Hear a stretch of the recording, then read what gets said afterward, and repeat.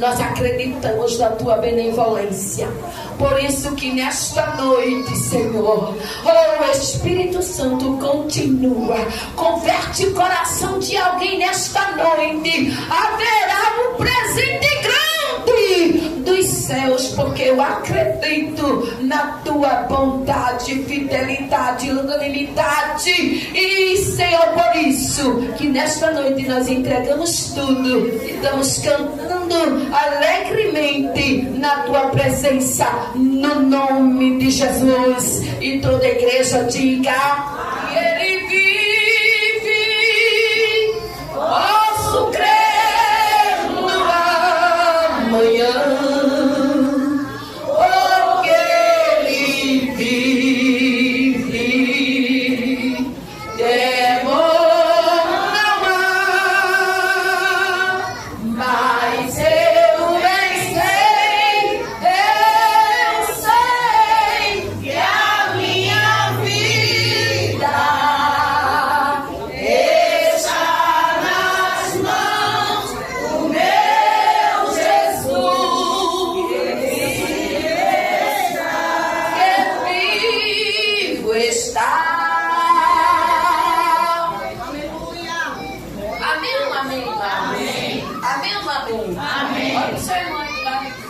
Você pode dar glória e aleluia. Mas não conversa comigo agora. Meu negócio agora. Vai pegar. Amém, amém. Amém.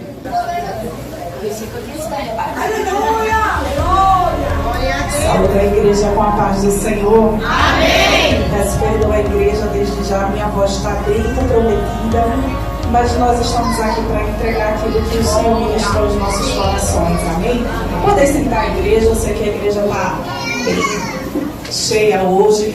E eu vou pregar do jeitinho que eu sei pregar. Não sei pregar não, mas eu quero falar aquilo que o Senhor colocou no meu coração, amém? E eu peço que você preste só um pouquinho de atenção nessa noite, porque o Senhor, Ele tem prazer de se revelar à sua igreja, se revelar a cada um que entrou por essas portas nessa noite. Ele tem um propósito na tua vida e na minha vida, amém? E ontem à noite, quando eu saí daqui, a gente, dona de casa, chega e vai botar algumas coisas no lugar para o domingo não ser tão corrido. Eu comecei a lavar a louça depois que todo mundo se recolheu. E ali eu fiquei indagando ao Senhor o que eu traria para a igreja dentro desse contexto. Embora há muito tempo seja nos dado o tema, mas nós ficamos na dispensação do que o Senhor quer falar com a sua igreja.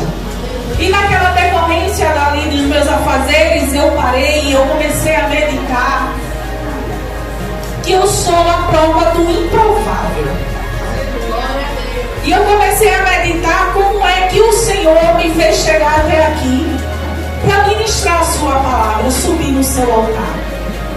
E eu comecei a me lembrar também, que eu gosto que as coisas vão assim, trabalhando, a minha mente vai trabalhando.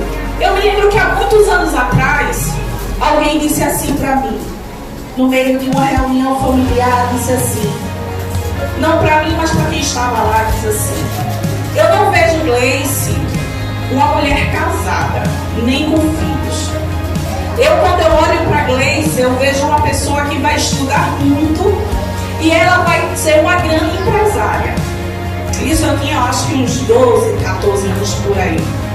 Quando eu olho para ela, eu não vejo isso.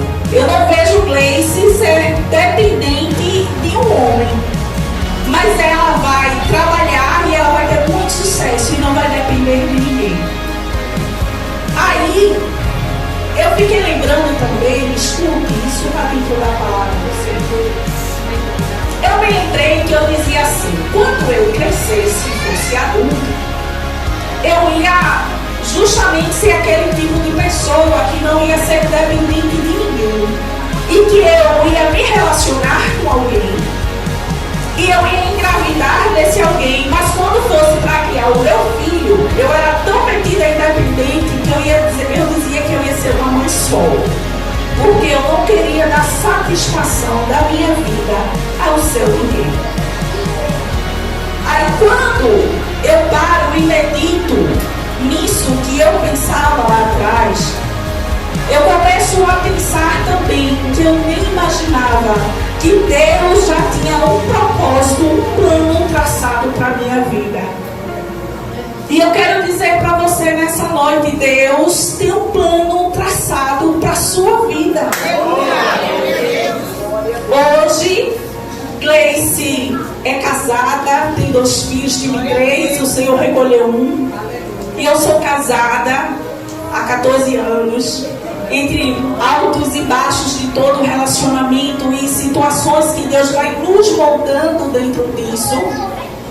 Hoje eu oro, eu apresento as minhas necessidades a Deus. E deixa eu te dizer uma coisa: Deus realiza o desejo e as minhas necessidades, muitas vezes pela vida do meu marido.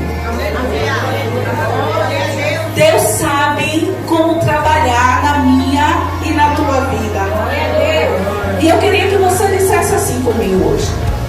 Eu até anotei para não esquecer o que Deus ministrou no meu coração. Deus, repita comigo, Deus tem um propósito em minha vida que contraria a realidade a qual eu vivo hoje. Foi me dar um texto e a gente vai para esse texto, mas quando eu comecei a meditar na palavra que eu iria trazer hoje, Deus começou a falar comigo sobre a criação. E aí quando eu começo a meditar, me bateu uma curiosidade. Eu disse assim: ó Senhor, se o Senhor é um Deus que não precisa de nada, o Senhor é absoluto, o Senhor não precisou de tempo para existir, o Senhor não tem espaço que te caiba, por que o Senhor quis criar o homem? E no meu entendimento começou a vir a seguinte coisa: Deus, um dos seus maiores atributos é o amor. É ou não é? Quando a gente lê a palavra, um dos maiores atributos do Senhor é a essência do amor que há nele. Ele é o próprio amor. Aí eu fico pensando, qual era a necessidade que Deus tinha de me criar e de criar? Nenhuma. Mas no coração dele havia um desejo, não digo necessidade, mas um desejo de me criar e de criar só pelo prazer de me amar e de amar. A palavra do Senhor vai dizer que não fomos nós que escolhemos o Senhor, mas foi Ele que nos escolheu primeiro. E aí Deus estabelece um plano sobre a humanidade. E o que é que Deus vai criar? Vai criar o jardim do Éden. E nessa criação Ele estabelece um plano de criação do homem. E em Gênesis capítulo 21, 7 vai dizer assim, que Deus nos criou o homem segundo a sua imagem e semelhança. E aí eu fico pensando que dentro dessa criação da imagem e semelhança de Cristo, não quer dizer sobre o físico de Cristo, porque Ele não tem, Ele é Espírito. Ele vai nos criar, e dentro dessa criação, que quando Ele cria o homem, Ele começa a colocar atributos da parte dele.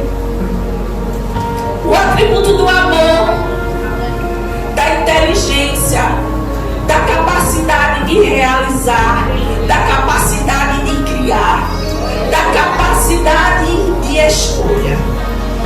Entre tantas outras coisas, mas eu vou correr por causa do tempo, eu só queria fazer um resumo bem rápido.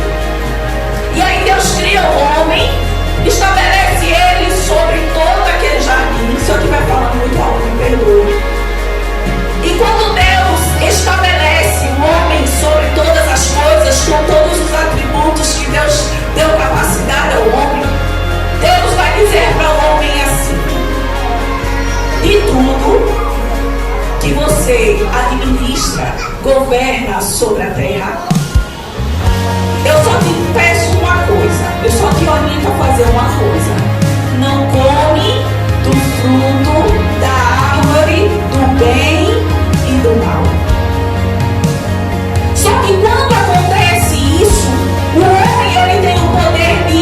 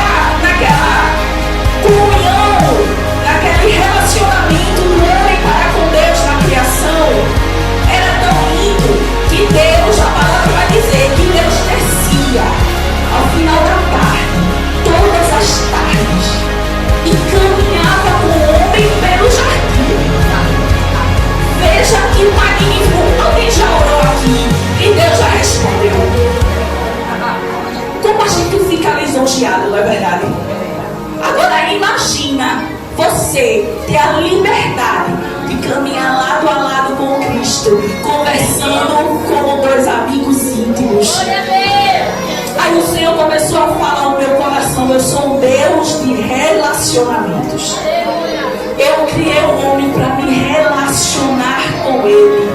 Eu coloquei a capacidade nele de escolher me adorar, de escolher caminhar comigo, de escolher me amar acima de todas as coisas. Mas só que um certo dia o homem, ele se interessou em fazer aquilo que Deus disse a ele que não fizesse. Não prove da árvore do bem e do mal. E quando isso acontece, eu estou resumindo em rápido tempo, o elo é quebrado, o elo da perfeição é quebrada. Porque Deus, ele não tem vínculo aonde há o pecado. E houve sim um distanciamento entre Deus e o homem. Mas o mais lindo de tudo isso é que apesar do homem ter pecado e Deus não andar mais lado a lado com ele, Deus ainda falava com o homem. E o pecado trouxe consequências. Qual foi? Sai do jardim. Sai do jardim. Eu não posso mais caminhar contigo, mas a minha graça ainda está sobre você. Aí, resumindo mais um pouco, acelerando o negócio, a Bíblia vai dizer que dali por diante só foi ladeira. Quanto mais o homem desenvolvia, evoluía, quanto mais o homem se multiplicava, mais o homem se declinava para o pecado. Aí quando isso acontece, o negócio está estreito. Deixa eu te dizer, o propósito de Deus, ele em momento algum vai ser impedido de ser realizado. Eu não sei qual é a área da tua vida que talvez o pecado contaminou.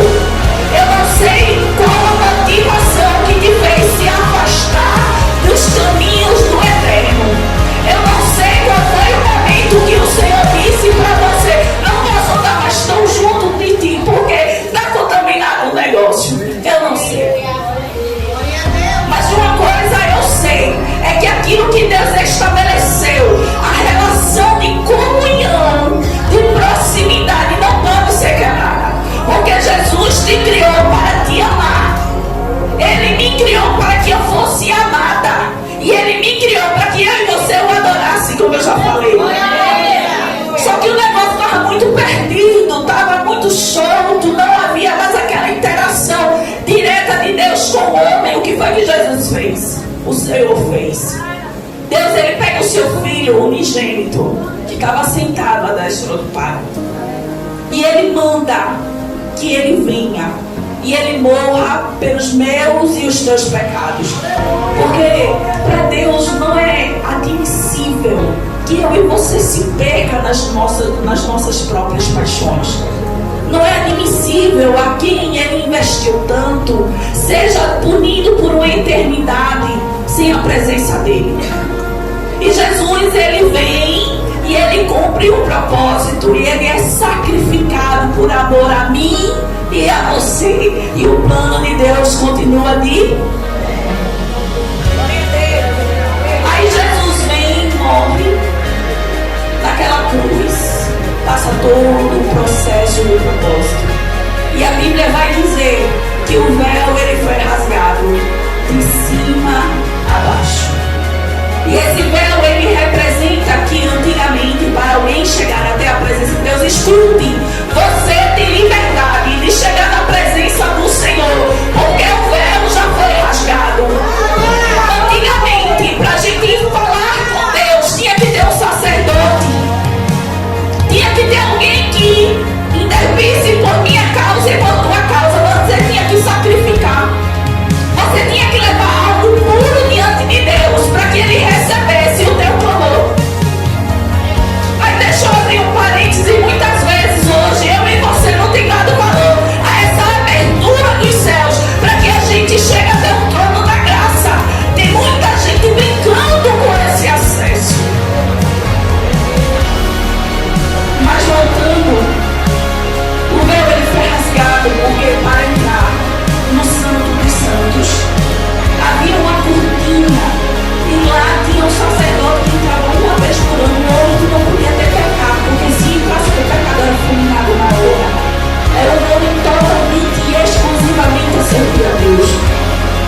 esse véu ele foi rasgado, foi o Senhor dizendo: olha, de todas as situações que já aconteceram, eu ainda tenho prazer no relacionamento direto. Eu ainda tenho prazer de te ter mais perto, mais próximo. E aí o Senhor Deus faz com que esse véu ele seja rasgado.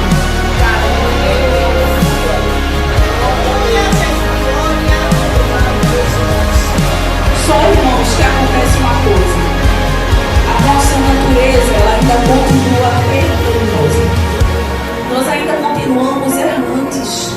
Ainda há uma guerra entre o espírito que entende que nós precisamos adorar e a carne que quer fraquejar todos os dias. E nessa guerra, que ainda é bem assídua, infelizmente,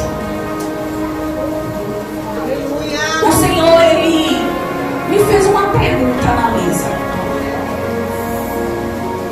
E o Senhor perguntava assim para mim: o que vale mais? As coisas desse mundo? Escute como é, analise como é que você tem vivido. O que é que tem valido mais para você? As coisas desse mundo ou um relacionamento com o Eterno? O relacionamento com aquele que quando você sai, tá doendo, ele chega primeiro.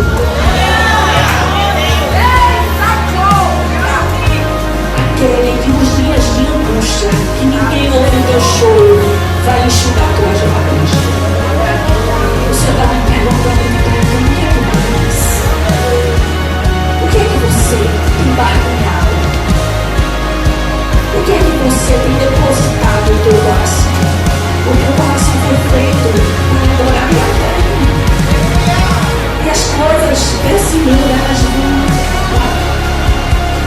elas vão passar. Mas o Senhor está dizendo para mim e para você até se relaciona com Ele, mas é momentaneamente. E relacionamento com Deus é um constante, tem que ser eterno. O Senhor não quer metade da tua adoração, não quer metade da tua vida. Ele quer que você entenda que Ele criou você para um propósito. Se a gente bem for olhar o mundo que a gente vive hoje, é uma coisa de amor. E mesmo assim, o inferno ele trabalha tanto para me aprisionar e te aprisionar nele, que muitas pessoas trocam a presença do Eterno por aquilo que é maligno, por aquilo que não vai te trazer alegria eterna, não vai te trazer salvação, não vai te dar livramento. O Senhor está dizendo para mim e para você nessa noite: coloque na balança o que é que está valendo mais. O que é que está valendo mais? Eu amo você e eu te criei para o louvor e a glória do meu nome. Mas ainda assim o povo anda disperso. O povo anda com o coração endurecido. Deus está dizendo: estou te dando a última oportunidade. E tem gente que agarra nessa última oportunidade e tem gente que não. Tem gente que quer pagar para ver. A palavra ela vai se cumprir. O Senhor só está te pedindo uma coisa: me dá liberdade de trabalhar na tua vida. Deixa eu ser o teu Deus. Deixa eu ter relacionamento contigo. Nosso Deus é um Deus de relacionamento. Era o que ele dizia: eu gosto, eu amo me relacionar com você. Mas relacionamento com o pecado não existe. Não pode prosseguir de qualquer forma. E haverá um tempo, igreja, que o negócio vai se apertar mais ou você não está vendo.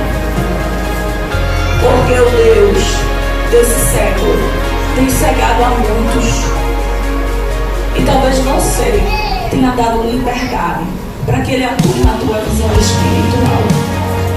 Mas o Senhor está te dizendo nessa noite: eu tiro a vida dos teus olhos, eu enxugo tuas lágrimas, eu trabalho onde você não pode trabalhar. Eu quero entrar batendo, mas eu não quero só bater, eu quero entrar. E eu quero orar, e eu quero mudar a tua história, o teu texto. O Senhor está dizendo para mim e para você que aquele Deus que socorre você nos momentos mais difíceis é um Deus que quer ter um relacionamento mais profundo comigo. O Senhor está dizendo para mim e para você, eu vou dizer só Deus dobra para mim e para você, porque quem fica em pé, eu quero para mim não caia, porque se cair é mais difícil. Mas mesmo na dificuldade, o Senhor é um Deus que vai trabalhar ao meu e ao teu favor e vai nos dar força para que nós nos coloquemos de pé novamente e prossigamos na caminhada com o Mestre. E deixa eu te dizer, vai chegar dias tão difíceis que vai ter gente que vai querer morrer e não vai conseguir. Porque os dias estão findando. Os dias estão findando e o Senhor está dizendo: o que eu tenho para você é muito maior do que qualquer prazer dessa vida. Em Apocalipse, vamos entrar no contexto. Apocalipse 22, eu vou ler a partir do 4. Deixa eu te dizer o que é que Deus tem preparado para mim e para você. Vai dizer que no versículo 4: e Deus limpará de seus olhos todas as lágrimas, e não haverá mais morte, nem pranto, nem clamor. Você não vai precisar nem clamar mais, nem dor, seja física, seja na alma, não vai ter mais, porque as primeiras coisas já se passaram. E o que estava sentado sobre o trono disse: eis que faço nova todas as coisas. E disse-me: escreve, porque estas palavras são verdadeiras e fiéis. E disse-me mais: está cumprido, já está determinado, já está preparado para mim, para você, uma vida de eternidade, sem choro, sem dor, sem dor. Vai dizer assim, o 7, perdão, 6: e disse-me mais: está cumprido, eu sou o Alfa e o Ômega, ou seja, eu sou aquele lá do início da criação, e eu sou o final de todas as coisas, o primeiro, o princípio e o fim. A quem quer que tiver sede, de graça lhe darei da fonte de água da vida, e quem vencer herdará todas essas coisas, e eu serei o seu Deus, e ele será o meu.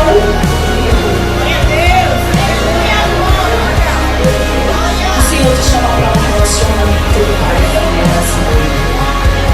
O Senhor pede para que você comece a deixar Ele quebrar a barreira do teu coração. Não é momentâneo, não é momentâneo, mas é para a eternidade. É para que você passe uma eternidade sem dor. A gente está lendo esse versículo, mas eu vou te dizer uma coisa que eu sempre gosto de dizer quando estou pregando. O meu maior medo não é passar uma eternidade no inferno. O meu maior medo, e o Senhor sabe que é verdade, é passar uma eternidade sem a presença dele. É passar uma eternidade sem sentir a sua graça, sem sentir o seu amor, sem sentir Ele dizendo: eu te amo, eu sou contigo, não importa. Se tu passares pelas águas, eu não vou deixar você afogar. Se você passar pelo fogo, eu não vou deixar o fogo te queimar. Se você precisar de socorro, eu sou o teu socorro bem presente. Se você cair, eu te levanto, porque eu te amo. Até quando você vai o Senhor te chamar e você dá as costas para o teu Criador?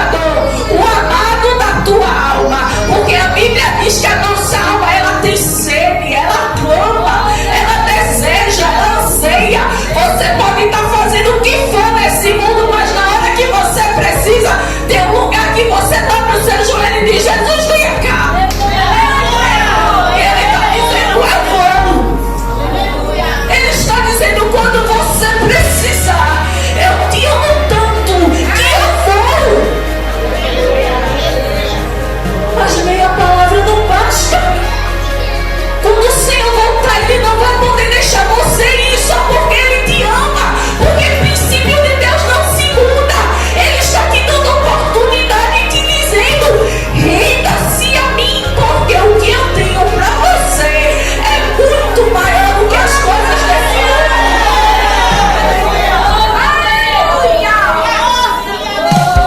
Renda-se a mim nessa noite, porque o que eu tenho para você não pode nem imaginar. É contraditória a tua realidade. Alguém pode dizer assim: mas eu não consigo. Você não precisa ter força, você precisa querer entregar o teu coração a Jesus. Você precisa entender no teu espírito o quanto Ele te ama. E o resto vai existir. É vigiar, aí é menina, vai dizer assim: é vigiar, não vigiar, vai olhar, mas vale a pena. Vale a pena. E eu queria convidar você de pé essa noite.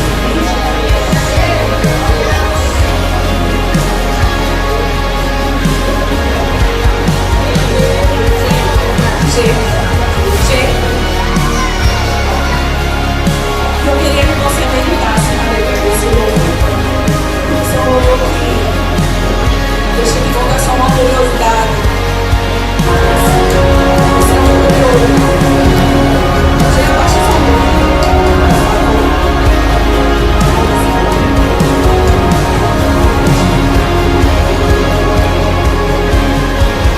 Eu costumo ouvir esse louvor todos os dias. Porque todos os dias eu preciso me lembrar que aquilo que não foi o Senhor que eu me agarrei é uma perca. E hoje eu me preparava, depois de preparar tudo na casa, eu disse: Senhor, eu vou tomar um banho e eu vou descansar depois do almoço. E meu marido estava no quarto estudando, meus filhos, cada um no ambiente da casa. E eu entrei no banheiro para tomar banho.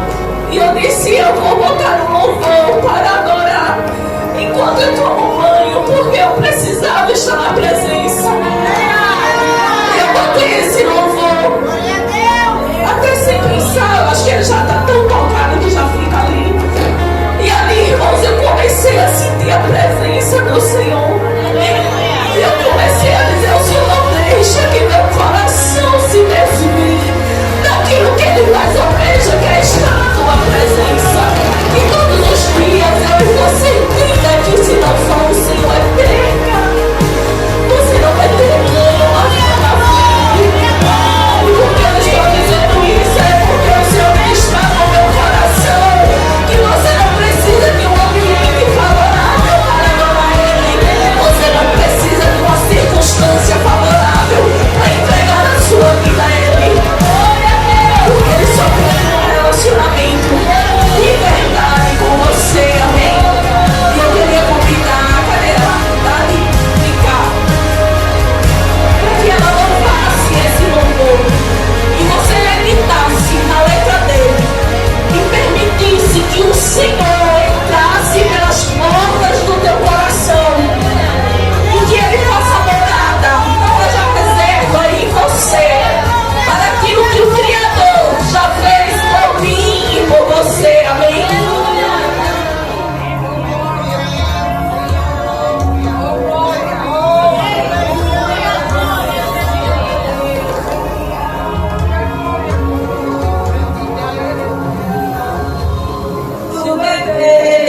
Se não venho a ti, a tua graça